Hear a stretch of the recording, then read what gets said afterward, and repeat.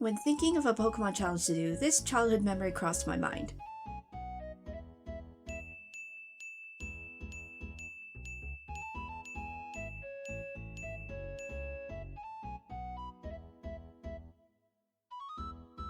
If Weedle, the worst Pokemon in the game, could defeat a level 24 Raichu damageless, could it also beat Pokémon Red in a similar fashion? Well, I don't know, but I'm gonna find out. I name myself Steph, get escorted to Professor Oak's lab, and just as I pick up my Weedle, my rival immediately picks a fight with us with his Squirtle.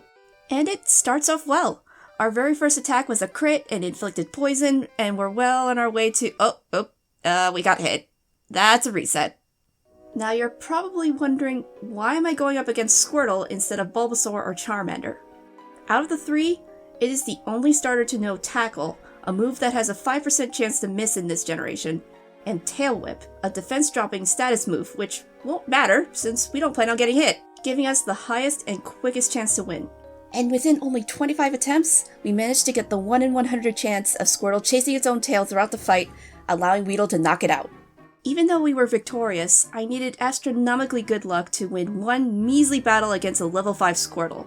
How am I supposed to complete this entire game damageless with just Weedle? You can't. Run over. Unless you catch more Pokemon. I never said this was a solo challenge. Something that I forgot to mention, the key to that unbelievable victory as a child was due to the assistance of my Pidgeotto's sand attacks, which allowed us to dodge every attack. So I'm allowing myself to use other Pokemon, but only for support moves, receiving damage, and HMs for game progression. If a Pokemon other than Weedle inflicts any damage on an opponent, I reset. And I mean any damage. Passive damage, I reset. Self-inflicted, I reset. And I have to beat the game under these conditions. Weedle can never receive damage, but it's also the only Pokemon that can deal damage, which will be simple with these two new members. Rattata for its Tail Whip, a level 5 Pidgey for its Sand Attack. By switching between these two and fully reducing the opponent's defense and accuracy stats, or by 6 stages, Weedle can be brought in to avoid their attacks and eliminate them as quickly as possible. With this basic strategy, we exterminate the Viridian Forest's infestation of Cocoon Pokemon and beat the optional rival battle without any of my Pokemon taking damage. Brimming with confidence from this victory, I decided to take on Brock. And Weedle missed almost all of its attacks. Turns out there's an obscure quirk in the Gen 1 games. If an attacking move does 0 damage against an opposing Pokemon, regardless of its accuracy, the games registered the moves as a miss. Despite its level being higher, Weedle was so weak that the game doesn't even acknowledge its attacks. Back into the forest we go. Looking at Brock's team and Gen 1 mechanics more closely, I noticed a few additional fatal flaws with my current setup. Gen 1 AI have infinite move power points, and Geodude knows Defense Curl, which means Rattata can't fully lower its defenses. We only have 35 Poison Stings to work with against 2 Pokemon with sky-high defenses and resistances. The moment we run out, Weedle will struggle, automatically dealing self-recoil damage and breaking my first rule. Brock has full heals, which he instantly uses to restore a status condition, and we only have a 1 in 5 chance to inflict poison. However, Brock only has 5 per team member, and conveniently, there is one Pokemon in this very forest that would be our salvation, Metapod. It evolved into Butterfree and learned Stun Spore, Sleep Powder, and Supersonic for good measure. We made Brock waste all of his full heals as his rock Pokemon slowly corroded on the first try, obtaining the Boulder Badge in 10 hours. Regardless, I still got a Butterfree out of it, with access to the most broken status condition of Gen 1, Sleep, which immobilizes a Pokemon for up to 5 turns, including the turn it wakes up, which allows me to not only safely bring in Weedle, but also prevent the opponent from using any unwanted moves. Additionally, now that my team is so high-leveled, we breezed through Route 3 and Mount Moon to arrive in Cerulean City, where both Misty and the rival were taken out with minimal effort. Next, we make our way across Nugget Bridge, Route 24 and 25 to get to Bill, and we hit another roadblock. An unskippable hiker. He had not 1, not 2, but 3 Geodude. At least he doesn't have full heals. All I need to do is reuse the status strategies from the pewter gym leader battle, and this shouldn't take too long. 2 hours later. Well, this is getting ridiculous. This definitely works against one Geodude, but not against all three of them at once. I had to change something. My current strategy was too unreliable. I didn't want to do any more grinding, especially with the daycare so close to being unlocked. And I was a bit stubborn. In the spur of the moment, I brought in Rattata to spam as many tail whips as possible after confusing and putting Geodude to sleep with Butterfree. The moment Geodude woke up, I switched Ninja back in. Hopefully Poison Sting could at least do a little bit more... Whoa. Why did it do that much? I mean, I'm not complaining, but... I wonder if its defense stats affected by that. It has to be. Oh, yeah, it does affect it. Okay. Uh-oh. Ah! Okay. Okay. I just have to get its defense really low. Yeah, before this, in all my years of playing Pokemon, I didn't know that lowering the defense stat could increase the Confused Damage modifier. I figured this out purely by accident, and it gave me renewed hope that we could do this. Armed with this new knowledge, we eventually get this attempt. After getting the first Geodude's accuracy down, Butterfree used Sleep Powder and Supersonic to prevent it from using Defense Curl. Then Rattata only managed to use Tail Whip once before it woke up, requiring me to switch back to Weedle. Thankfully, Geodude hit itself the moment it showed itself and gradually crumbled to poison. I repeated the same setup process with Geodude number 2, although this one initially refused to stay asleep long enough for Rattata to lower its defenses, or to even hit itself in confusion when Weedle was in battle, requiring me to repeatedly juggle between Butterfree, Rattata, and Weedle. But eventually it punched itself in the face so hard that it succumbed to Ninja's Poison Sting. Now for Machop, the easiest of the four. I had to save Pidgeotto's remaining sand attacks for the final Geodude, so I instead brought in Rattata, which endured a barrage of Karate Chops at a not-so-chill 8 HP after decreasing Machop's defenses by only 3 stages. Needing to save Rattata for the final Geodude, I was forced to withdraw it in favor of Butterfree's Sleep Powder, only for it to instantly awaken when I brought in Weedle. Knowing Weedle couldn't one-shot, I shuffled between Butterfree and Weedle to reinduce sleep and knocked out Machop with 2 Poison Stings. The last one. Unfortunately, as Pidgeotto used up the last of its sand attacks, and Butterfree was brought in, Geodude number 3 managed to use 5 defense curls, almost completely maxing out its defense stats. As soon as number 3 was put to sleep and confused, it woke up, and without thinking, I switched to Butterfree. I instantly realized my mistake. There was a 50% chance it was going to hit itself, and I would have to redo this entire battle. Thankfully, Geodude bypassed the confusion check, only for Butterfree to miss his Sleep Powder. But we lucked out again as Geodude snapped out of confusion. Unfortunately, as a result, number 3's defenses were completely maxed out at this point, and I needed to shuffle between Rattata and Butterfree multiple times to lower its defense as much as possible. But I was almost out of Sleep Powders at this point. By the time I brought Weedle back in to deal chip damage, it had +4 defenses, then +2, then finally back down to neutral, when Geodude hit itself for decent damage, got poisoned, and snapped out of confusion yet again. I couldn't switch anymore. I'll let the rest of the battle speak for itself. Come on, come on, come on.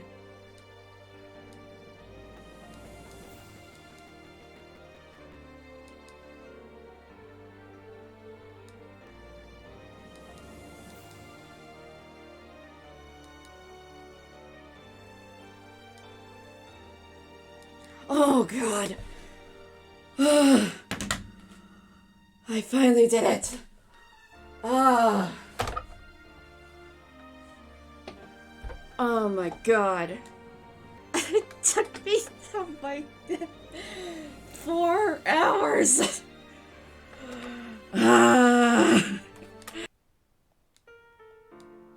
No, I just want the ticket. Give me the ticket. You know how long it took me to get here? After finally toppling a stupid pile of rocks and arriving in Vermilion City, I captured a Dug Trio in Diglett Cave to blind all the trainers throughout the SS and picked up some valuable items, including Cut. All the Pokemon in the Electric Gym were powerless against Dug Trio's ground typing and sand attack, and we easily humiliated Lieutenant Surge on the first try for the Thunder Badge. In preparation for the trek through Rock Tunnel, I made a quick detour to obtain a reward from Professor Oak's aid, the Hidden Machine for Flash, which will be a crucial support move later. Despite numerous hikers hiding in the dark, Rock Tunnel was surprisingly simple to get through with a carefully mapped out route and a Pikachu flashlight. So, I'm gonna voice you, and I'm gonna face you down here. Unless... Oh, I can avoid him! Nice! That's even better! Unless... Actually, I think there's a way for me to avoid him, too. Let's go. Yes! I can avoid you, too! Haha! The more I avoid, the better. Apart from an unavoidable one that had 3 explosive boulders. Oh, what am I gonna do, though? Well, only thing I can do right now is to... Ah, crap. That didn't take long. Just do not self... What did I just say? Why won't you leave me alone? But with a bit of luck, we put each of them to sleep and buried them in sand as they all self-destructed helplessly in front of Weedle, opening the way out to Lavender Town for us. Then, we make a beeline to Celadon City to steal this guy's neglected Eevee and trash the rocket hideout in the casino. Or, we tried to trash it, but Giovanni stopped us in our tracks with just one item, the guard spec, which prevents all stat reductions on his Pokemon until it's either switched out or defeated. And he has one for each of his Pokemon, which completely unravels my tried and true strategy. Unfortunately, force switching his Pokemon is not an option, since moves like Roar and Whirlwind don't work in trainer battles in Gen 1, so I must find a way to get rid of the guard spec effects, or this challenge was done for. As it so happens, in my rush to get through Rock Tunnel avoiding destructive pebbles, I overlooked a key Pokemon that held the solution, Zubat, which can learn Haze, a non-damaging move that nullifies the effects of all status-related moves and items such as the guard spec. Quickly backtracking to the tunnel, I caught a Zubat, and after bribing the dehydrated guards, made my way back to Route 5 for the daycare. When I drop off a Pokemon here, it earns an experience point for every step I take in-game, allowing me to safely train up everyone without risking breaking my rules, in exchange for 100 Pokédollars per level gained. After speed biking for a couple hours, Zubat learned Haze at level 36, and Eevee is raised to level 54, which I evolve into Jolteon with a Thunderstone. Jolteon is the best Pokemon for this specific challenge, because it is the only Pokemon in the entire game that can learn a defense dropping move and 2 accuracy dropping moves, including the aforementioned Flash. But there's a catch. If I teach Jolteon Flash now, it can never go back into the daycare, because it can't take in a Pokemon that has learned an HM move. And I can't use the move deleter, because it doesn't exist yet. Since there was a possibility I may need to level up Jolteon more in the future, and I currently have 2 other Pokemon with Sand Attack, I elected to hold off utilizing the hidden machine for now. At the moment, Jolteon was strong enough to withstand the attacks as we waited for Giovanni to waste the guard spec, send in Zubat to use Haze, then proceed with the usual strats. Rinse and repeat as the rest of Giovanni's team crumbled. And Erica and the rockets at Pokemon Tower soon followed. Before attempting the next gym, I grabbed the Super Rod to catch a couple Horsey and did more daycare grinding for one of them to evolve into a Seadra at level 47 with Smokescreen and Leer. The Fuchsia City gym traders tried to obstruct our way through the invisible maze by constantly juggling their Pokemon, giving me a sense of dread for some reason. But we just powered past them and reached Koga, the supposed ninja master. We proved our superiority with smoke, sand, sleep, and confusion so overwhelmingly that his ace, Weezing, self-destructed in despair, gaining both the soul badge and the ability to use Surf. We then surfed with the second Horsey to the power plant to further bolster my support team with Electabuzz and Magneton, with even better moves such as Screech, which drops an opposing Pokemon's defense stat twice as fast, and the ability to learn Flash later. My current team was near unstoppable at this point, aside from initially being harassed by some obnoxious pups.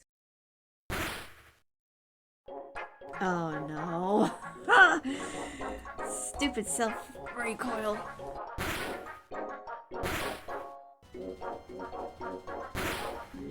Why? Please stay asleep. Damn it.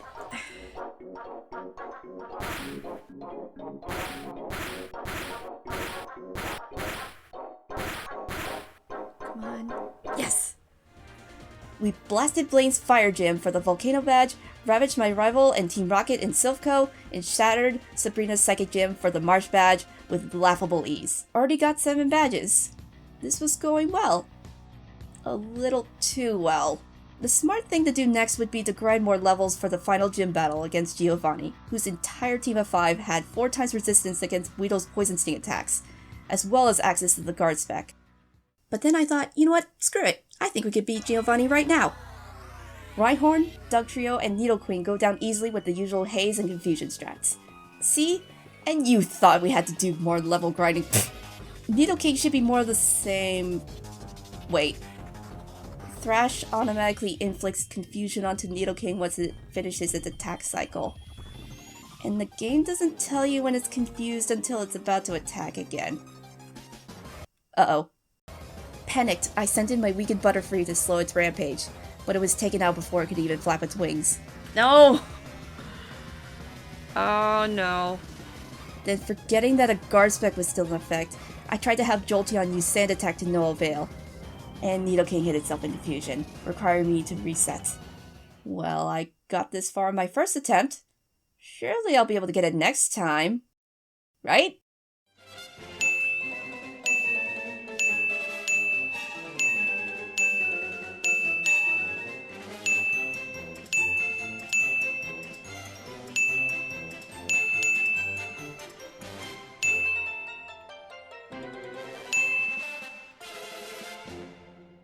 "17 unfortunate attempts later, we get this near-perfect setup for Nidoking.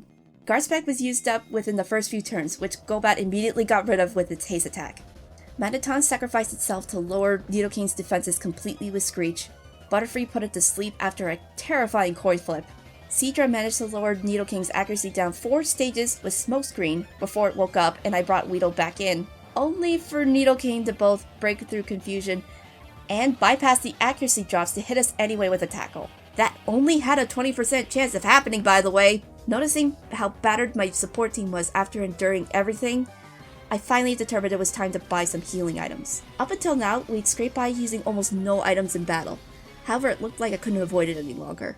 With lemonades and a few revives, as well as realizing we could manipulate the AI to only use Nidoking's super effective Poison Sting against Butterfree, we, at long last, defeated it for the first time.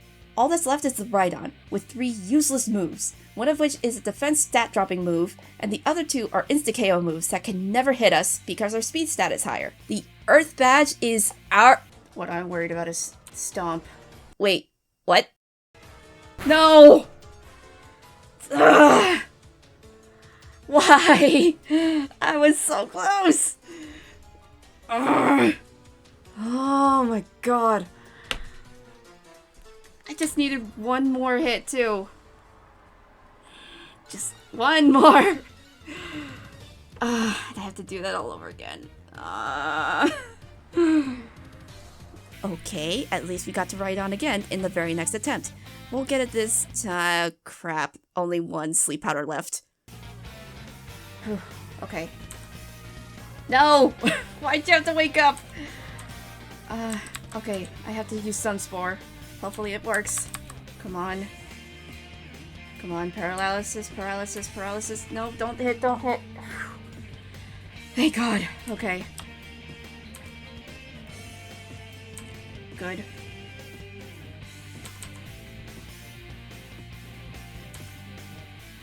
Oh no. How many do I have? 16? I have to switch. Just gotta hope. Just gotta hope. Just gotta hope. Come on, come on. Come on, come on, come on, come on, come on. Whew. Okay. Why? Why you gotta do this to me?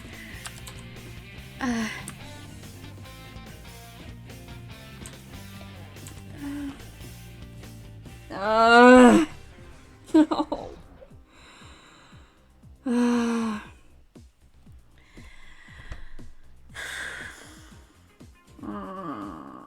Alright, 3rd time's the charm.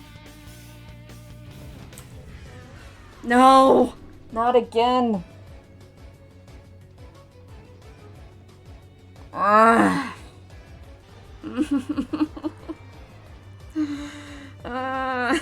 4th time's the charm? Finally! Oh my god. I did it! Yes, it was. It was so intense. That took me, how many tries? Like 40? That final gym battle was rough, to put it lightly. Just one more fight with my rival before endgame, who fortunately doesn't have guard spec. However, he does have an annoying dog who loves to constantly hit itself. Stop doing that!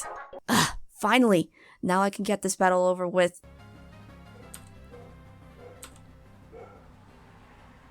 No!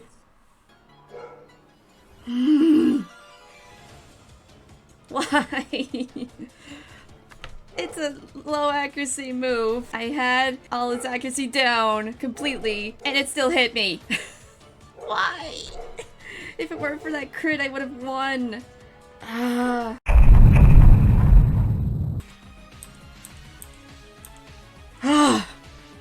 Yes! I did it! That took way longer than it should have. I did it! I am so not ready for the Elite Four. God, but I'm done. I'm out. These last couple of fights demonstrated to us that we were woefully unprepared for the Elite Four. A gauntlet of 5 back-to-back battles with near full teams. We could barely get past one similar fight without accruing massive amounts of damage and almost no moves left in our arsenal, requiring a trip to the Pokemon Center to recover them. And once we go through those doors, we can't go back to fully heal my team anymore. Relying on items is the only option now. You know how I said earlier, up until now we've scraped by using almost no items in battle. This was done intentionally, not for the sake of making the challenge harder, but as a necessity to win, I had to carefully manage my resources by scouring the entirety of the Kanto region for healing items and hoard them. The most vital items I've been saving thus far? Ethers, Max Ethers, Elixirs, and Max Elixirs. The only items in the game that can restore the power points of moves. The tricky part? You cannot buy any of these in the Pokemarts. This is all I get. By now, some of you may be thinking of the infamous missing no glitch that would infinitely duplicate my item of choice and make this a moot point. Which, sure, I could do that, but to you I say, that's not fun. This challenge is about resource management, strategy, and risk and reward, not item spamming. Yes! Weedle won by doing nothing! Speaking of Pokemarts, money is also a limited resource which is necessary for using the daycare and to purchase better battle and healing items. This is obtained solely through trainer battles, which you can never rematch. And some are even missable, such as the trainers on the SSN when you progress past certain points in the game. Therefore, I mugged nearly every trainer throughout the game and sold all my useless items to maximize my profits. After daycare grinding for 15 hours, my entire support team is at about level 80 and Weedle is at level 97. I'm not taking any chances here. And I finally taught Jolteon, Magneton, and Electabuzz Flash. We now have an impressive total of 106 accuracy dropping power points. But that's not enough to completely reduce all 26 Elite Four Pokemon's accuracy stat. You need 156 to do that. So, how do we get that 156? We don't.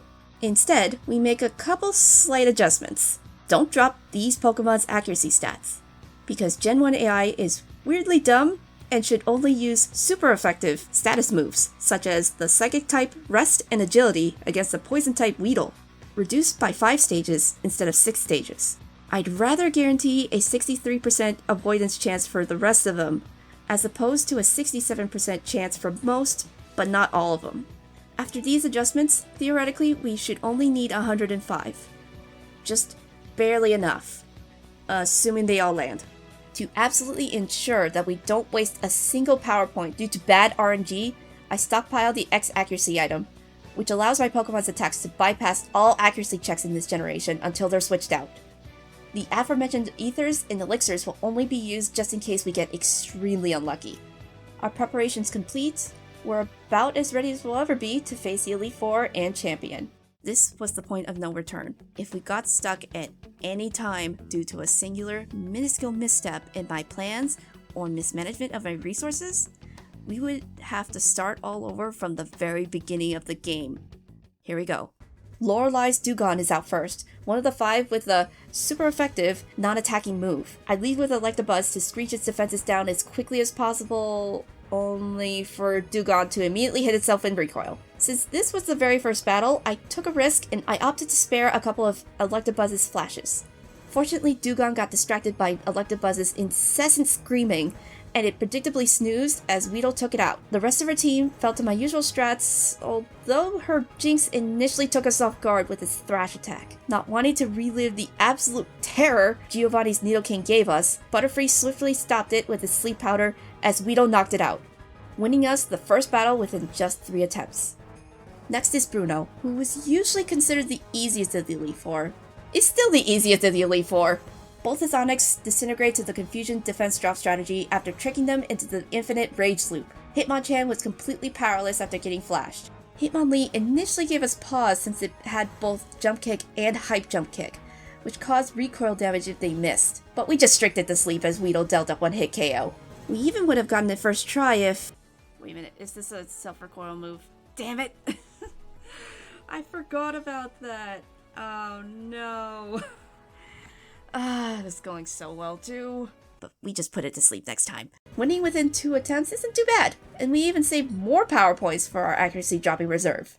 After replenishing our moves with a couple max ethers, it's now time for the Elite Four member I had been fearing the most, Agatha. Specifically because of her own Golbat, which has Haze, and her AI is programmed to have a roughly 8% chance to switch out her Pokemon every turn, both of which automatically undo any stat changes I inflict on her Pokemon. My own stat reset strategies used to combat Giovanni throughout the game thus far are going to be used against us, which can potentially severely deplete our power points and ether supply to the point that even if we did defeat Agatha, we might not have enough for the following battles against Lance and the champion. This was the make it or break it moment of the run. All we can do is pray that the RNG was in our favor. This is going well. Her Golbat never even used Haze. Are we gonna get this first try? Huh. I guess I had nothing to worry about. Oh no. Now she won't stop switching her Pokemon and using Haze. During all my research prior to starting the Elite Four, I couldn't find any viable solution to either problem. Moves that prevented the opponent from switching didn't exist yet. Disable affected a completely random move on the opponent, and even if it did manage to disarm Golbat's Haze, Agatha could just switch it out and remove its effects. I had nothing, and I was beginning to panic. Tried paralyzing them. Didn't work. Tried putting them to sleep. Didn't work. Tried brute forcing it. Didn't work. As I failed attempt after attempt, my despair grew. My luck had run out, and it looked like it was impossible to complete this challenge. Then, during this attempt, I lead with Electabuzz, and despite being confused and hypnotized multiple times, Gengar's accuracy and defenses were somehow fully reduced, and I brought Weedle in. Cautiously, we chucked as many Poison Stings as we could, and miraculously, Agatha never switched out her Gengar, and we put it back in its grave. Golbat was next, and Butterfree immediately put it to sleep to prevent it from using Haze. Because I didn't want to waste a precious sleep turn using an X accuracy, Seadra came in to use its 100% accurate leaders right away. I prioritized dropping its defenses since I had plenty to spare, and I knew at any moment Agatha could just withdraw her Golbat and undo everything. Somehow, Seadra got Golbat down 5 stages before it woke up, and Butterfree quickly came back in with an X accuracy powered Sleep Powder. Forgoing dropping its accuracy, I brought Weedle in as Golbat remained comatose, solidifying that it could never use Haze again. The biggest threat was out of the way, but we couldn't relax yet as Agatha sent in her Haunter. I attempted to repeat the stat-lowering strategy with Seadra, but as it kept hitting itself in confusion, Agatha started switching between her Pokemon again. Thankfully, Agatha settled on keeping Haunter out once Seadra snapped out of it. Weighing my options, since Haunter's pretty frail, I only lowered its defenses down 2 stages, or by about 50%, and got its accuracy down 4 stages, so Weedle could inflict as much damage as possible until Agatha decided to start her juggling act again. But Haunter soon followed its comrades.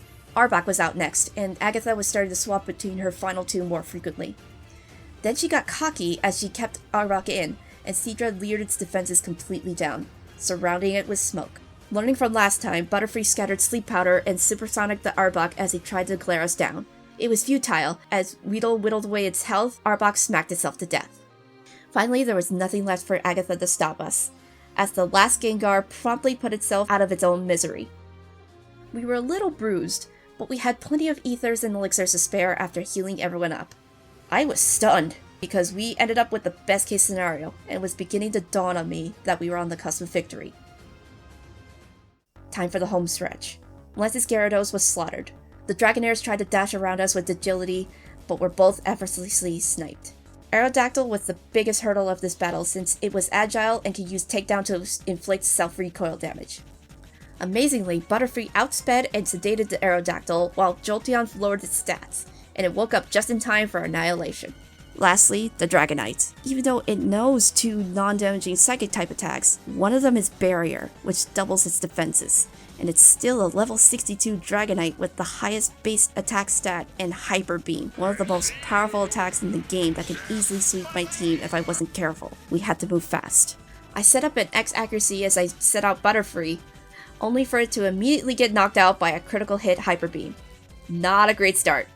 Then I switched to Seadra, one of the only Pokemon left with full HP to absorb an attack, while I use a Max Revive on Butterfree. Butterfree comes back in, only to receive yet another Hyper Beam in the face. This time it didn't crit, so Butterfree withstood the attack as I used a second X accuracy during Dragonite's recharge turn, and Butterfree spread its Sleep Powder. Magneton comes in, but its screeching immediately woke up Dragonite and it started using Barrier. Right as I brought Butterfree back in, Dragonite Hyper Beamed again, and Butterfree just barely survived on 50 HP as it sedated them again. This time, Magneton completely reduced Dragonite's defenses right before it reawakened and blasted Magneton into oblivion. Magneton's sacrifice gave us a free switch into Weedle. Dragonite fruitlessly tried to re-establish its defenses as Weedle struck the final devastating blows. Dragonite was slain, and Lance was defeated. One more to go. Using the rest of my ethers and elixirs, I completely healed my team and faced my rival for the last time, the culmination of this 62-hour journey. Pidgeot, Alakazam, and Rhydon quickly fall in succession. Arcanine tried to annoy us again by using Takedown, but met its inevitable demise. Executor expedited its exit with its downgraded moveset, and Blastoise, who has been trying to crush Weedle since the very beginning as a little Squirtle, was thoroughly beaten by a tiny, hairy bug. We took our place in the Hall of Fame. Weedle, the worst Pokemon in the game, decimated Pokémon Red without ever getting hit. Thanks for watching. If you enjoyed this, please subscribe to my channel. I play games while applying ergonomics and occupational therapy, and I'd really appreciate it. This was the most fun I've ever had playing a Pokemon game. But with that being said, I'm never doing this again. Bye!